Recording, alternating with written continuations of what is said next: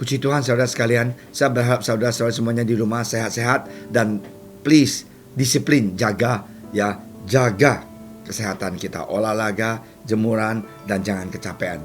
Cukup tidur ya, tolong please tidur 6 jam, 7 jam, 8 jam. Jangan tidur 4 jam, jangan bergadang ya.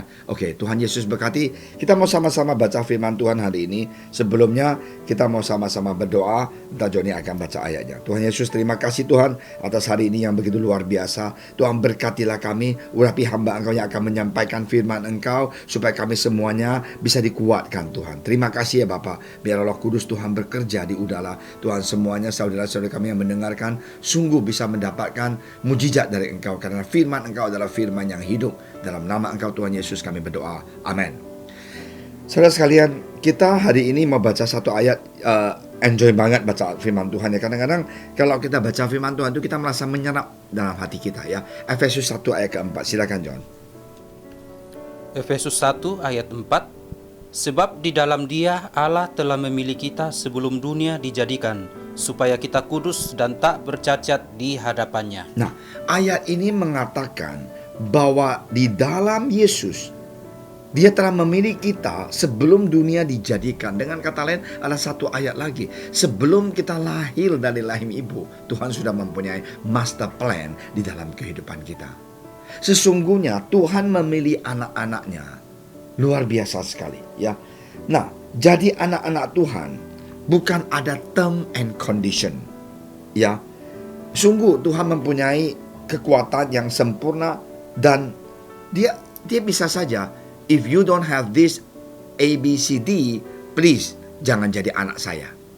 Kamu bilang, Pastor Amin, what do you mean? Aku pernah dengar satu cerita. Ini benar. Dia mempunyai anak cantik banget ya, anak cewek 3, anak cowok 1. Dan bapaknya sudah bilang sama anaknya, term and condition. You kalau mau pacaran anak-anak perempuan, harus anak itu, cowok itu paling sedikit mau S1, kalau bisa S2. Wow. Jadi kalau cowok-cowok yang deketin anak cewek dia yang tidak punya titer itu, semuanya mundur. Padahal ya kemungkinan cowok itu juga sayang sekali dengan ceweknya itu ya, tapi papanya tidak akan restuin. At least ya mau S1. Nah, sesudah S1 kemungkinan dia akan pursue untuk ambil S2, atau dia memberikan semangat untuk calon menantunya itu sekolah lagi dapat S2.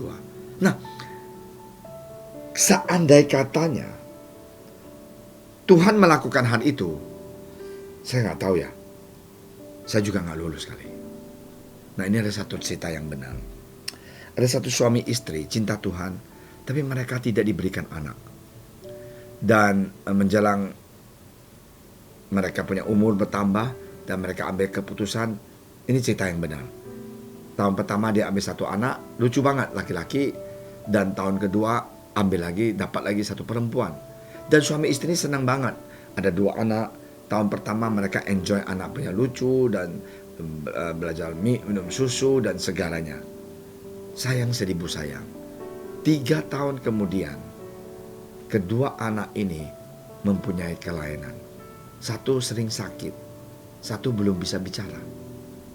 Dan suami istri ini nangis dan datang ke gereja, doa, dan minta pendetanya juga bantu doa. Salah kita apa? Kenapa kita dapat 2 anak? Dua anak ini lemah dan ada masalah. Dan mereka doa puasa. Dan mereka kepengen tinggalkan anak ini, bawa kembali ke yatim piatu. Setiap kali mereka mau melakukan itu, mereka nangis. Karena sudah hampir 3-4 tahun mereka bersama dengan kedua anak ini. Dan apa yang terjadi di dalam doa, tiba-tiba mereka ingat. Ada kayak, ya kalau kita berdoa Tuhan berbicara dengan banyak cara ya. Tiba-tiba pikiran kita bisa mikirin. Dan ada suara, seandai katanya semua orang yang adopt atau mau mengambil anak yang sehat, yang cantik, yang ganteng, yang hidungnya nggak pesek, matanya nggak sipit, dan istrinya ini beban, siapa yang mau membesarkan anak yang lemah?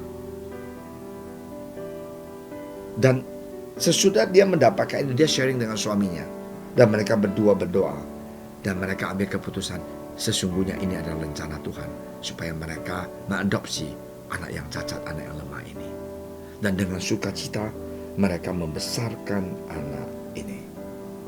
Wow, saya sudah dengar cerita ini sungguh terharu ya. Buat saya juga bilang, why me Lord? Saya punya hati kok untuk mau ada anak, kenapa sih nggak yang baik? Nah, inilah yang kita mau belajar. Nah, Tuhan juga sama bukan? Seandai katanya Tuhan memilih yang ganteng, yang cantik, yang sifatnya luar biasa, yang hatinya tulus dan berdoa 1 jam setiap hari, jadi anak dia, saya rasa kita semuanya tidak mempunyai kualifikasi yang bisa diterima, ya bukan?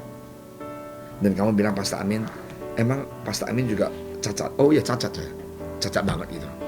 Kenapa? Saya mau jujur saja, sebelum pandemi ini terjadi, saya datang ke gereja dua hari pagi pun itu struggle, nggak terlalu enjoy, sedikit kayak seperti paksa gitu. Tetapi sesudah COVID ini terjadi, keluarga yang meninggal, dan saya berpikir, gereja pasti banyak saudara-saudari yang susah. Pekerjaan kemungkinan, gaji dipotong, usaha sepi. Ya karena saya pengusaha, saya tahu bagaimana kalau orang yang buka restoran di mall nggak bisa buka.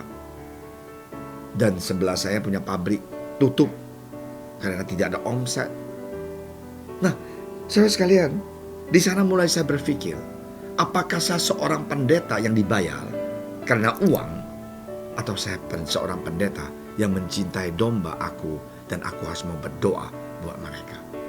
Seandainya kata aku mau, haruslah berdoa buat mereka setiap pagi. Oh my God, saya mau jujur, aku gak sempurna, aku lemah, aku malas. Tetapi Tuhan baik sekali. Tuhan datang ke dunia ini bukan memilih mereka yang ganteng, yang sehat, yang kelakuannya baik, yang disiplin. Tidak. Dia mencari sampah seperti kita. Dia mencari orang yang lemah, orang yang malas, orang yang gak mau cari Tuhan kalau tidak ada masalah. Tapi satu hal, pilihan itu ada di tangan kita. Apakah kita mau berubah waktu Tuhan mau membentuk kita? Seandainya kita mau, marilah kita datang kepada Dia. Dia pasti akan menyempurnakan kita, membentuk sifat kita, memberikan kita hikmat, pengertian. Ya, bagaimana sadar bahwa Yesus di salib itu merubah kita punya watak, kita punya sifat, kita punya kemalasan, kita punya indisiplin, kita punya ego. Dia memilih kita untuk membentuk kita menjadi yang baik. Bukan kita lakukan dengan udah baik udah datang ke Tuhan. Tuhan enggak. Tuhan datang ke dunia ini mencari orang yang berdosa. Dengan kata lain, orang yang lemah. Dia memelihara orang yang cacat. Dan di sanalah kita akan lihat mujizat Tuhan dan kasih Tuhan begitu luar biasa di dalam kehidupan kita. So hari ini, you are not alone. Your pastor Lee Amin is just the same.